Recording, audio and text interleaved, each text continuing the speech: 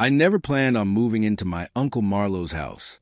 It happened the way most unexpected changes do, quietly, inconveniently, and without asking whether I was ready. The ceiling in my apartment collapsed after a burst pipe, and within a single afternoon, I was standing in Marlowe's doorway with 2 duffel bags and a forced smile. He opened the door as if he'd been waiting the whole day for me. His eyes softened in a way I hadn't seen since childhood, and for a moment, it felt like I'd stepped into a version of my life I had once wished for.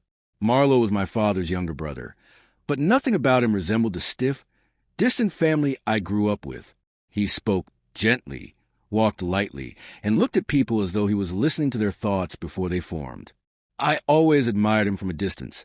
He was the kind of man who fixed things without being asked, who stayed calm when others panicked, and who never criticized me for being quieter, softer, or different from the rest of my family. At 22, I wasn't a kid anymore, but being around him still made me feel oddly safe. He led me to the guest room he'd set up.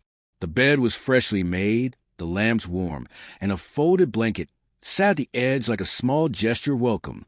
"You can stay as long as you need, Calder," he said, and the way he said my name felt unexpectedly personal, like he carried it in the back of his mind for years. I thanked him, trying to ignore the strange heaviness in my chest. I'd always been comfortable around Marlowe, but living with him was different. It meant shared spaces, shared silences, and a closeness that life had never required from us. I didn't know if that was comforting or terrifying. In the first few days, I noticed things I hadn't seen before. Marlowe cooked more than I remembered, and he always made enough for 2. He'd call out from the kitchen, say my name in that same gentle tone, asking if I was hungry or if I wanted to sit outside with him. The house was quiet most of the time, and his voice echoed in a way that made me realize how long it had been since I lived with someone who spoke warmly to me. He'd sit on the back porch after work, watching the sky change colors, and I'd join him with a mug of tea. We didn't talk much, but our silence wasn't awkward. It was full of small hints, unfinished thoughts, and something like curiosity. Sometimes I caught him studying me from a corner of his eye, and I'd look away quickly, telling myself I imagined it. Maybe he was just making sure I was settling in. Maybe he was just being considerate. But maybe he wasn't. One evening, while unpacking my things, I scrolled through old photos I had backed up to my online gallery. There was one picture of me from a beach trip a year ago, sun hitting my shoulders, hair messy, chest bare, smiling in a way I couldn't recreate now if I tried. I didn't think much of it. It was just an old memory, one I uploaded to the shared device folder out of habit. Only close family members had access to that folder, but I didn't care at the time. It wasn't inappropriate. It wasn't anything. Still, something tugged at me, a small instinctual whisper telling me I'd just done something without thinking to the consequences. I dismissed it. There was no reason to feel strange about an old picture. But the next day, Marlowe seemed slightly off. His eyes lingered a bit too long when I walked into the room, as if measuring the space between us. He asked me 3 separate times if I was comfortable in the guest room. His voice carried a note of hesitation I couldn't identify. I noticed him closing his study door, something he never did before. When I passed by, I heard the faint, quick click of a keyboard and the rustle of him shifting his chair. None of it was alarming, just odd enough to settle under my skin. I tried to let things go. Maybe he was stressed from work. Maybe he was giving me space. Maybe I was imagining tension that didn't exist. But the more I noticed, the more the questions grew roots inside me. Marlowe had always been private. Even as a kid, I remembered overhearing adults say he kept himself too much. He never brought dates to family gatherings, never mentioned anyone he was seeing. At the time, I didn't think much of it. Now, living under the same roof, the mystery felt larger, fuller, like there were entire parts of him he'd sealed shut. And yet, there were moments when he opened in small, unintentional ways. A quiet compliment about how hard-working I'd become. A soft laugh when I made a joke without meaning to. A lingering glance when I brushed past him, so quick I couldn't prove it happened.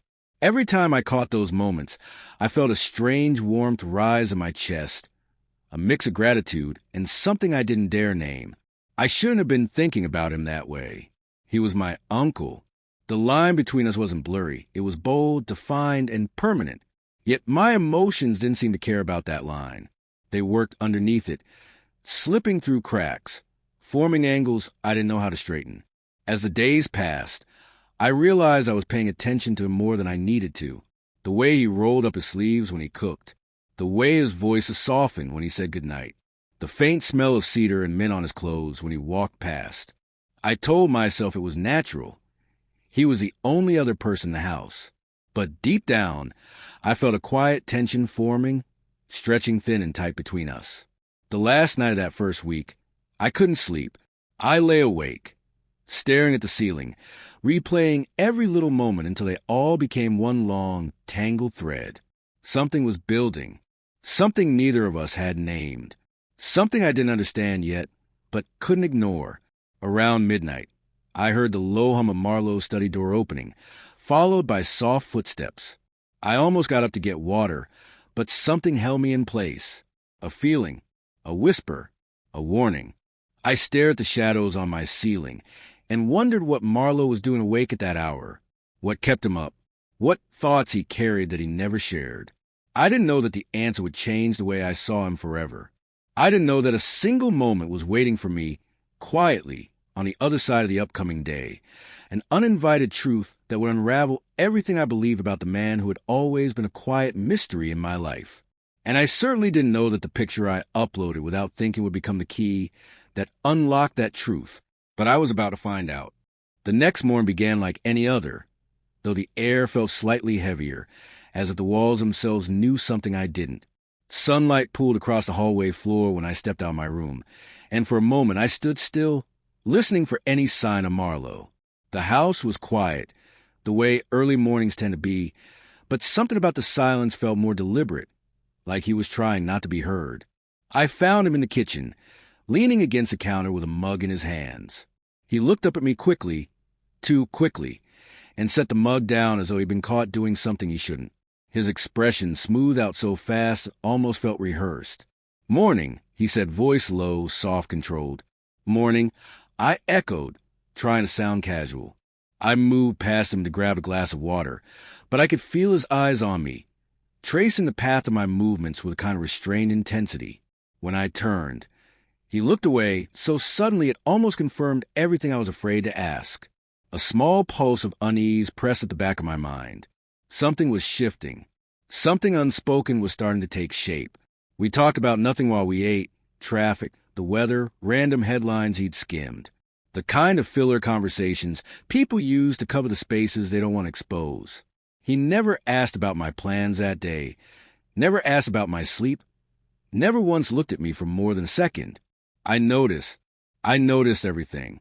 After breakfast, he left for work, but even the sound of the door closing felt off. Too careful, too soft. As if he didn't want to draw attention to the fact that he was leaving me alone in a house where something invisible had begun to grow. I spent half the afternoon trying to convince myself that nothing was wrong. I cleaned the guest room, organized my scattered clothes, scrolled through social media, opened and closed the same few apps out of habit. But every time I paused, the memory of last night came back. The quiet footsteps, the lingering tension, the unmistakable way Marlowe's behavior shifted after I uploaded that old picture. Eventually, the uneasy curiosity became too loud to ignore. I opened the shared device folder on my phone. The picture was still there, the beach shot of me smiling, sunlit, unguarded. It wasn't explicit. It wasn't intended for anything more than a memory. But suddenly, knowing Marlowe had access to the folder felt different, unsettling. I wanted to shake off the thought, but my instincts kept circling back. What if he had seen it? What if that's why he acted strangely? What if the carefully controlled tone in his voice this morning wasn't about stress or distraction, but about something else? I told myself it didn't matter. I told myself I shouldn't assume anything. Yet the more I tried to dismiss it, the more it pressed against me, shaping itself into a question I couldn't escape. Why did that picture feel like a turning point? By late afternoon, I gave up on pretending I was fine. I needed space or distraction, or maybe both. So I went for a walk, circling the quiet streets around Marlowe's neighborhood. The houses were peaceful uniform, lined with well-kept lawns and quiet driveways. but my thoughts were anything but peaceful. They kept colliding with each other, replaying moments, analyzing looks, stitching together tiny pieces of a puzzle that felt too dangerous to solve. When I finally returned home, the sun was dipping low, painting the living room in warm light. I dropped my keys on the table and froze.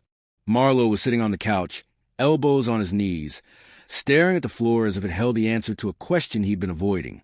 He looked up the moment I stepped inside, and the expression on his face was unreadable, caught somewhere between guilt and relief. "You're home early," I said, even though I knew he wasn't. "I left work a little sooner than usual," he replied, rubbing the back of his neck. "Just felt like coming home." He didn't sound convincing. He sounded like a man trying to step around the truth without touching it. I sat down across from him, the silence stretching between us like a thin wire. He kept shifting, adjusting his posture, clearing his throat. I'd never seen him so unsettled. "Marlowe," I finally said, "is everything okay?" His eyes flicked to mine, and I watched something flicker behind them, a thought he didn't want exposed. He opened his mouth, closed it again, then exhaled slowly. "I've just had a lot on my mind," he said. The words were simple, but the weight behind them wasn't. I nodded slowly. "Anything you want to talk about?" He hesitated, and that hesitation said more than any confession could. He looked at me with a careful, searching gaze, as if studying my face for permission he was afraid to request. The moment stretched, thick and fragile, until he finally spoke. "Calder, I hope you don't feel uncomfortable living here." The statement hit me unexpectedly. "Why would I?" He swallowed. "I just don't want you to think I'm overstepping or making things weird." My heart kicked hard in my chest. "You're not," I said, though my voice wasn't as steady as I wanted. He nodded, but he didn't look convinced. "Good," he whispered. "I just care about you. More than you think." Something sharp, warm, and confusing curled in my stomach. I should have asked what he meant. I should have confronted the knot of tension between us. But I didn't. I simply sat there, staring into the eyes of the man whose behavior had shifted in ways I didn't yet understand. He stood abruptly. "I'm going to shower," he said, almost too quickly. Then he walked down the hall without looking back. His avoidance only deepened the questions clawing at my mind. When he disappeared into his room, I remained in the living room, staring at the spot where he'd been sitting. His words echoed in my head. "I care about you, more than you think." It wasn't the sentence itself that unsettled me. It was the way he said it. Quiet, heavy, almost vulnerable. I didn't realize I'd drifted into his study until I found myself standing in front of the desk. The room still smelled like him. Clean, warm, familiar. The chair was pulled slightly back, as if he'd left in a hurry. I wasn't snooping. I just needed to understand him. Understand us. But what caught my eye wasn't the papers or the books or the scattered pens. It was the monitor. The screen wasn't fully off. It glowed faintly, waiting, and reflected in the dark surface was a small, unmistakable thumbnail, blurred but recognizable. My beach picture. My breath caught. He had been looking at it, not by accident, not in passing. The truth arrived quietly, heavily, and with a thud that settled somewhere deep in my chest. Everything made sense now. The lingering glances, the stiff conversations, the way he couldn't meet my eyes, the restless energy beneath his calm exterior. But knowing the answer only led to a much harder question. Why? I stood there frozen, trapped between confusion, fear, and a strange pull I didn't want to acknowledge. The air felt charged, as if the house knew a line had just been crossed, even if neither of us had spoken aloud. I wasn't ready to confront him, but I knew this moment had changed everything. I didn't sleep that night. I lay still in the dark, staring at the ceiling as if the shadows could offer answers I wasn't brave enough to ask out loud. Every time I closed my eyes, I saw the faint glow of Marlowe's monitor, the blurred outline of my own image on his screen, an expression he wore earlier, the tension, the hesitation, the unspoken weight behind every word. By morning, my chest felt tight with mixture of confusion and something dangerously close to anticipation. When I stepped out of my room, I found Marlowe already at the dining table, drinking coffee in slow, quiet sips. His shoulders were slightly hunched, as though he'd spent the whole night wrestling thoughts he had no intention of sharing. He looked up at me, and the pause between our eyes meeting and him looking away said everything. Something had cracked between us. A thin seam, invisible but undeniable. "Morning," he murmured. "Morning," I replied, forcing steadiness into my voice. I moved to make myself breakfast, pretending not to feel his gaze brushing over me in small, fleeting glances. Every movement felt louder than it should, pulling open the cupboard, pouring cereal, setting the bowl on the counter. I wasn't sure if it was guilt or curiosity that made the silence so heavy, but it wrapped itself around us like a thick layer of fog. Halfway through my breakfast, Marlowe cleared his throat. "Are you busy today?" I looked up. "Not really." "Why?" He hesitated, then said, "Thought we could grab lunch later. Just get out of the house for a bit."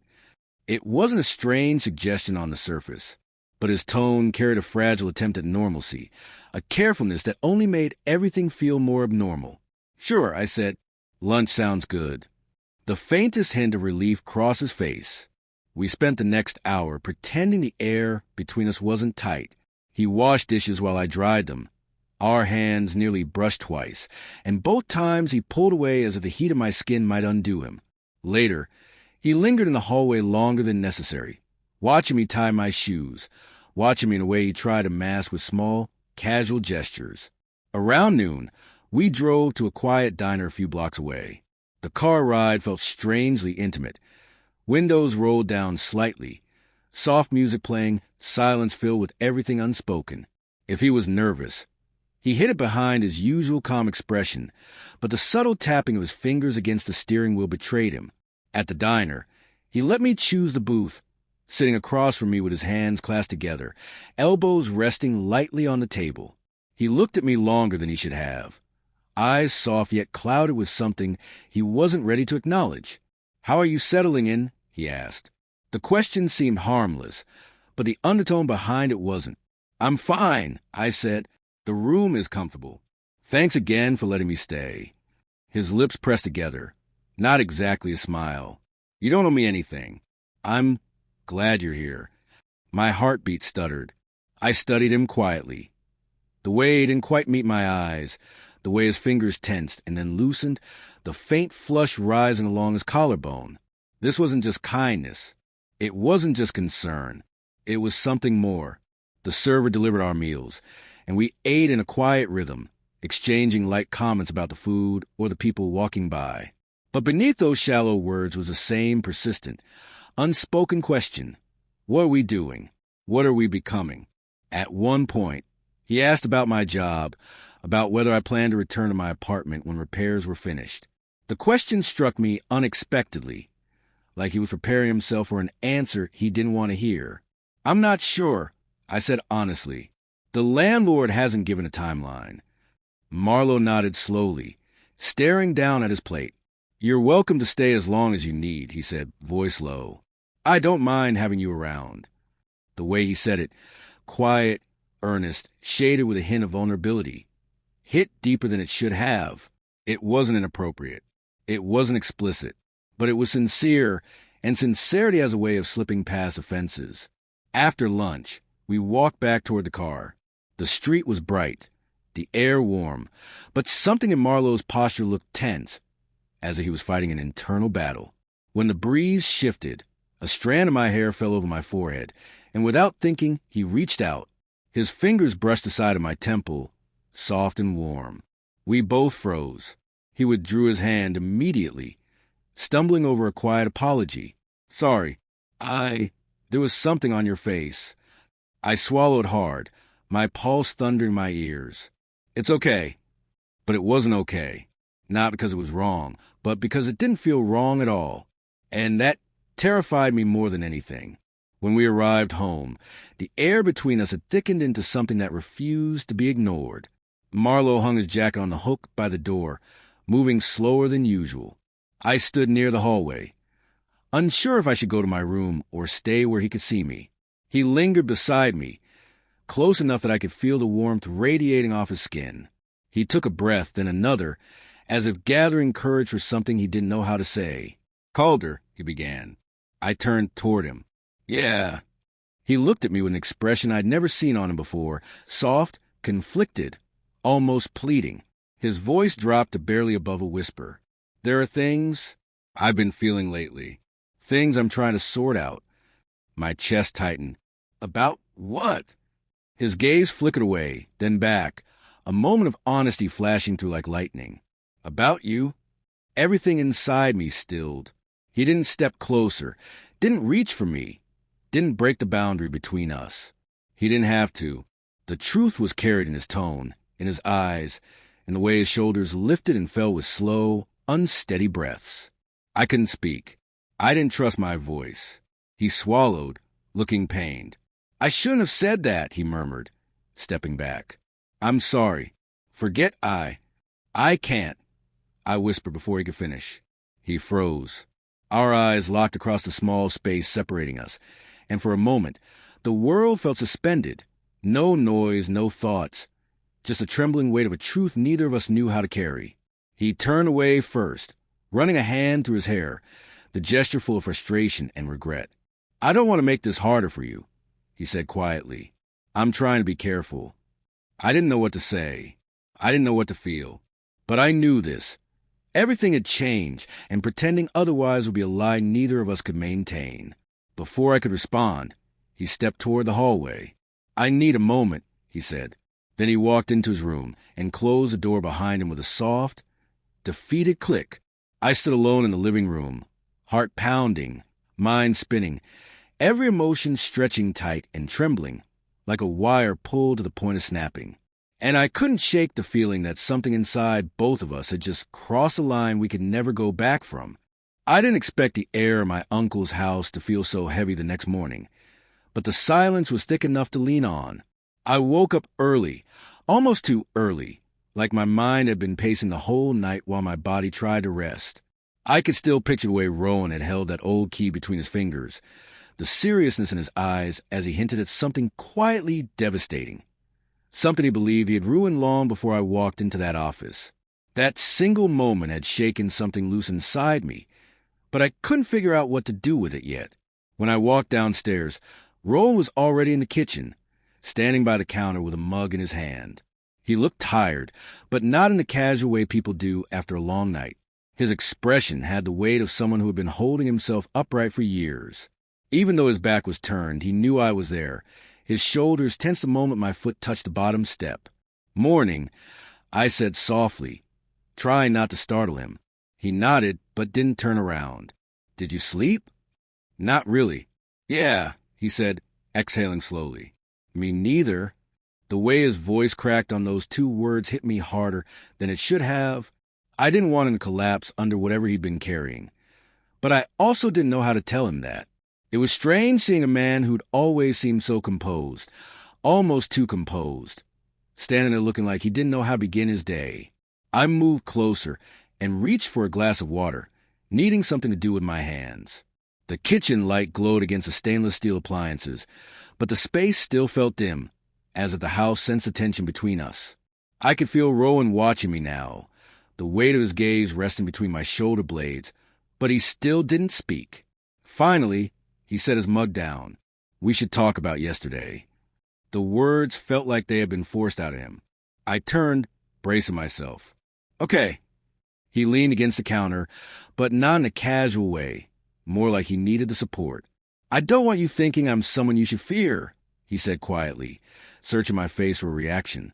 I don't, I replied immediately, and I meant it. Whatever else I felt, confusion, curiosity, guilt, it wasn't fear. Rowan swallowed hard.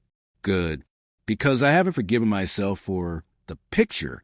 Even though I wanted to explain it properly, I know it crossed a line that shouldn't have been crossed under any circumstance. The sincerity in his voice almost made me step forward. I didn't, but I wanted to. I get that it was complicated, I said.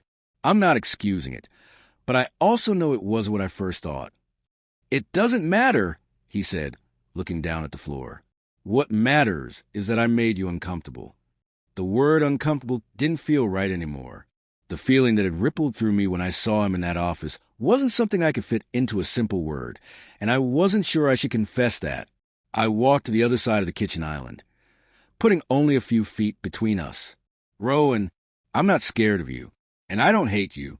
I'm still trying to understand what happened. That's all. He slowly lifted his eyes to mine, something vulnerable flickering there. You shouldn't have to understand anything about me. None of this should have touched your life. But it did, I said, my voice firmer than before, and pretending it isn't going to help either of us. For a moment, neither of us moved. The space between us felt charged, like a wire pulled too tight. I could read so many things in his expression: regret, longing, confusion, restraint. None of it scared me. If anything, it drew me in more. He pushed a hand through his hair. This house, this life, I never meant for it to feel unsafe for you. You came here to heal from your own stuff, and instead you walked into mine. His honesty made my chest ache. You're not dangerous, I said, just complicated. He let out a broken laugh. That's an understatement. The room quieted again, but this time it wasn't as suffocating. Rowan stepped around the island slowly, almost hesitantly, stopping a few feet from me. I could feel the warmth of him, the tension of what was unsaid stretching between us. I don't want distance between us, he said, voice low. Not like this. I looked up at him, trying to steady my breathing. Then talk to me. Really talk. Not around it. Not almost. Say what you need to say. His jaw clenched. I don't think you understand how dangerous that would be. Try me. Rowan's expression shifted, like he couldn't decide whether to pull me closer or push me far away. Every second, the next few days unfolded with a deliberate quiet, as if the house itself understood the thin emotional thread Rowan and I were walking on. We didn't avoid each other outright, but we also didn't drift into the easy interactions we'd had before everything tangled itself into a knot. There was a cautiousness in the air, an awareness of each other that felt heavier than silence but gentler than conflict. Some mornings, I would hear Rowan in the workshop before the sun fully rose, the rhythmic scraping of sandpaper or the soft thud of wood meeting clamps. The sound became a kind of heartbeat for the house, steady but strained. I found myself hovering near the workshop door more than once, pretending I was just passing through, even though I knew I wasn't fooling anyone. It wasn't that I wanted to corner him. I just wanted proximity, something to remind me that whatever awkwardness sat between us hadn't swallowed him whole. But I never knocked. Instead, I listened to the muffled tools, the soft curses when something didn't align, the hum of him existing on the other side of the wall. I noticed things more now, his gentleness, his restraint, the way he seemed to carry guilt like a second skin. I wasn't sure if understanding him more deeply made anything easier or just intensified everything. One afternoon, after pacing my room for far too long, I decided to go outside. The late summer light warmed the yard in slow, golden waves. I followed the path Rowan had laid months ago when he started renovating the back garden. He had a steady hand for things like this, things that required patience, structure, intention. It contrasted sharply with the turmoil he kept locked inside himself. I found him kneeling by a workbench outside the shed, fitting pieces of wood together with careful precision. His shirt clung to him in the heat, and the muscles in his arms tensed with controlled effort. He looked tired, but focused, like the work was the only place he allowed himself to breathe freely. "Hey," I said softly. He paused, but didn't look up right away. When he finally did, the longing in his eyes flickered and vanished just as quickly, replaced by something more neutral. "Hey," he replied. "Everything okay?" "Yeah, I just wanted to see what you were working on." He wiped a streak of sawdust from his jaw, his fingers lingering there for a moment before he stood. "It's just a frame. Nothing special." But I could tell it was special to him. There was an unspoken story behind every angle he sanded, every joint he pressed together. The workshop wasn't just a workspace. It was a shield, a place where he could keep himself controlled. I stepped closer, letting the faint scent of cedar and sweat wash over me. "Can I watch?" He hesitated. "You can. Just don't get too close. I don't want you catching a splinter." His attempt at humor didn't land, but it softened the tension enough for me to feel comfortable sitting on a nearby stool. Rowan returned to frame, but I could see the way his eyes flicked toward me every few seconds, like he was checking to make sure I was still there. After several minutes, he set down the wood. "You've been quiet." "So have you." He exhaled, rubbing the back of his neck. "I'm trying to do the right thing, Mason." The way he said my name made my pulse trip. "What do you think the right thing is?" "Keeping my distance, giving you space, making sure I don't make anything worse." A sharp spike of frustration rose in me, not because he was trying to protect me, but because he didn't see how unnecessary that distance had become. "You're not making anything worse," I said. "You're making it harder by pretending I don't matter." He flinched, just barely, but I saw it. "That's not what I'm doing," he said, voice low. "Then what are you doing?" He stared at me, and for a moment his guard slipped, his face softened, his chest rose with a deeper breath, and something vulnerable surfaced. Something fragile enough to shatter if I pushed too hard. "I'm trying," he whispered, "to keep you safe from me." I shook my head. "You're not dangerous, Rowan. Not to me." He closed his eyes, as if absorbing the words hurt him more than rejecting them. "You don't know how wrong you are." Instead of backing away, I stepped toward him instinctively. "Then explain it. Stop expecting me to read your mind." His jaw tightened again, not in anger but in fear. It wasn't fear of me, but fear for me, like he believed his truth could scar me. When he finally opened his eyes, they glimmered with an honesty he'd tried to bury. "That picture, the moment you walked in on me, that wasn't about you being attractive or young or anything twisted," he said, voice trembling. "It was about wanting something I knew I could never have.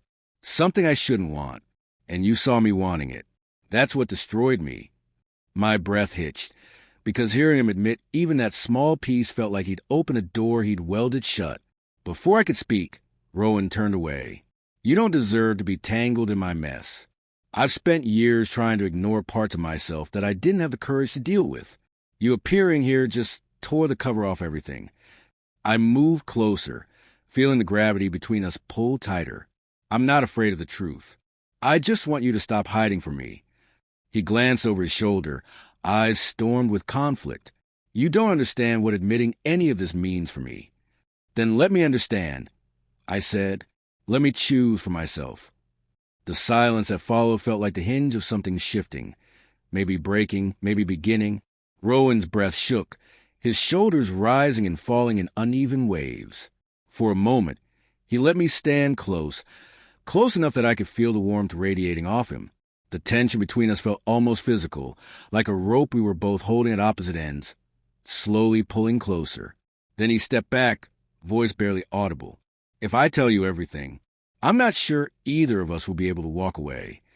My heart thudded hard, not with fear, but with anticipation. "Maybe I don't want to walk away," I said. His expression faltered. Pain, desire, guilt, longing, all tangled in one impossible look. "We'll talk tonight," he whispered. "I promise." It wasn't a confession. It wasn't rejection. It was a doorway cracking open. And for the first time since everything began, I felt certain that whatever he'd been holding back, whatever truth lived inside him, tonight, finally, he was going to let it breathe. Evening settled over the house with an unsettling quiet, the kind that made every sound feel sharper. I waited in the living room, pretending to scroll through my phone, though my mind replayed Rowan's promise over and over, examining each word like it carried a hidden meaning. "We'll talk tonight." It shouldn't have made my pulse race the way it did, but anticipation threaded itself through every breath I took. When Rowan finally stepped into the doorway, it felt like the room shifted. He wasn't wearing the hardened expression he usually wore when trying to keep distance between us. Instead, he looked like a man who had run out of places to hide. His eyes held something raw, exposed, like he'd peeled back a layer of himself and didn't know what I would do with what he was about to reveal. "Can we sit?" he asked, nodding toward the couch. I moved over, suddenly aware how loud my heartbeat sounded in my own ears. He sat at the opposite end, leaving space between us, though it felt more symbolic than necessary, an attempt to stay grounded in a moment he knew might change everything. He rubbed his palms together slowly before speaking. "I need you to listen, really listen, and I need you not to interrupt until I finish." I nodded, He exhaled, shoulders slumping. I've spent most of my adult life pretending I'm someone I'm not, pretending I'm straight, pretending I never looked at men the way other men look at women, pretending I couldn't feel things that terrified me. His voice cracked, and he looked away as if ashamed of even saying the words aloud. This family, they were raised on rules, expectations. Everyone had a role, and mine was being the dependable one, the one who didn't cause trouble, didn't create waves, didn't deviate. And I tried. God, I tried harder than anyone knows. I felt my throat tighten, because every word sounded like a confession dragged through years of silence. I wasn't lying when I said I didn't mean for you to get caught in my mess. Rowan continued. I've been fighting myself for years. Quietly, alone. And when you walked into that office that day, you didn't ruin anything. You revealed the truth I've been burying. He paused, staring at the floor as if afraid his own memories might look back at him. That picture you saw, it wasn't about objectifying you. It wasn't about anything inappropriate. It was about longing, about wanting to feel something and hating myself for feeling it. He stopped, swallowed hard, and tried again. You're kind. You're gentle. You're easy to be around. And when you came here, it was like my walls cracked without my permission. The room felt painfully still. I tried so damn hard to keep a distance, he whispered. But I noticed everything. The way you moved through the house, the way you'd smile at the stupid jokes I made, the way you'd sit on the porch like you belonged here. And I hated myself for noticing, for wanting. He finally met my eyes, and the anguish there made my stomach twist. When you saw me looking at that picture, I panicked. Not because I was doing something wrong, but because you saw the truth I've spent my life hiding. And I couldn't take it back. I leaned forward slightly. Rowan. He raised a hand gently. Let me finish. I fell silent again. I've never told anyone this, he said softly. Not one person. I've never acted on it. I've never admitted it. And I don't know how to stop fearing what it means. But pretending hasn't saved me from anything. It's only made the loneliness a constant ache. His voice trembled on the last word, and something in me cracked open in response. I'm not asking you to feel anything back, he continued. I'm not asking you to do anything with what I've said. I just needed you to know why I've been pushing you away while wanting you closer. I needed you to know the truth wasn't your fault. Silence filled the room, not heavy, not tense, but deeply human. I shifted closer, closing a fraction of the space he'd placed between us. I'm not afraid of the truth, Rowan. He let out a shaky breath, eyes lowering as if he didn't trust himself to look at me. And I don't hate you for what I saw. I added, I never did. If anything, it made me see you differently. His head lifted slightly, cautious hope flickering in his expression. Differently how? Like someone who's been hurting quietly for too long. Someone who didn't deserve to feel so alone in who he is. His jaw clenched, and he looked away again, this time to keep emotion from spilling over. You don't need to protect me from you, I said, softer now. You just need to be honest with me. He breathed out slowly. Like those words released a pressure he'd been holding inside for years. Mason, he murmured, my name slipping from him with a tenderness that made my chest tighten. You're the last person I should let close. I've told myself that every day. And yet, I said, inching closer, you keep letting me in anyway. He closed his eyes, and I could see the war inside him, want pulling at one side, fear anchoring the other. When he opened them again, his voice was barely audible. Not because it's right, but because I don't know how not to.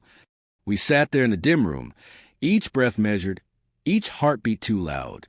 And slowly, Rowan's hand moved, not toward me, but toward the space between us, resting there like an unspoken invitation.